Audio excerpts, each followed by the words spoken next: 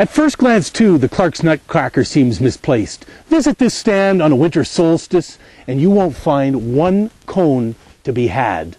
What in the world is a Clark's Nutcracker doing up here when temperatures are freezing, metabolic needs for food are dangerously high, and yet there isn't any seeds? Or are there? The chisel beak of the Clark's Nutcracker with precision rips into the purple pulpy white bark pine cone. Each seed is extracted, and up to 80 seeds are put in the pouch, the floor of the bird's mouth. A 5-ounce bird, 80 seeds, it becomes a 6-ounce bird, can fly at 28 miles an hour for over 18 miles, lands to its first cache, and very carefully brings up one seed at a time, plants them in the soil an inch deep. There can be up to 15 of those seeds in a cache. That cache is what sustains the bird until the next August and the next seed crop.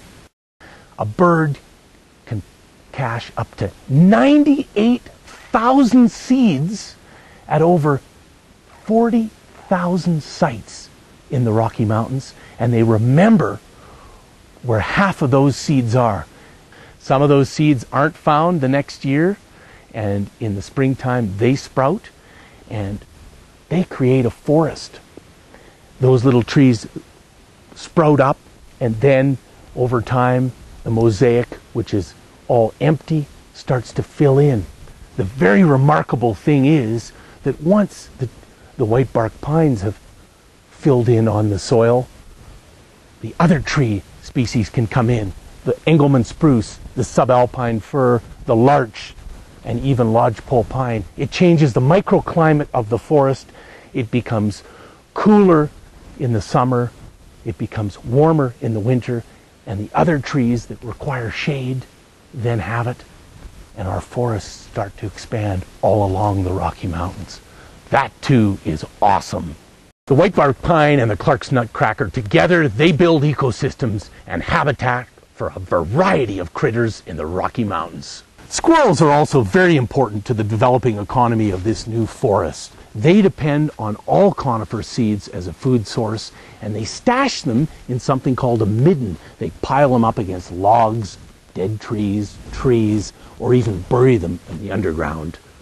Rocky Mountain bears, black and grizzly, the sow, just before she enters into hibernation, she must add at least 100 pounds of body fat in order so that she may give birth whilst she's asleep. That's 9.5 inches of fat around her tummy. How does she do that? She raids the squirrel's middens, and often both males and females can be seen in the autumn and springtime sometimes, gingerly extracting the delectable white bark pine seed. A good seed cone crop from the white bark pines is a very important asset for both the Rocky Mountain grizzly and black bears, and it keeps them coming up into these high elevation forests. This unique relationship between the white bark pine and the Clark's Nutcracker, which is a member of the crow family or corvids, is found with 20 other birds and pines in North American, European, and Asian wildlands. How cool is that?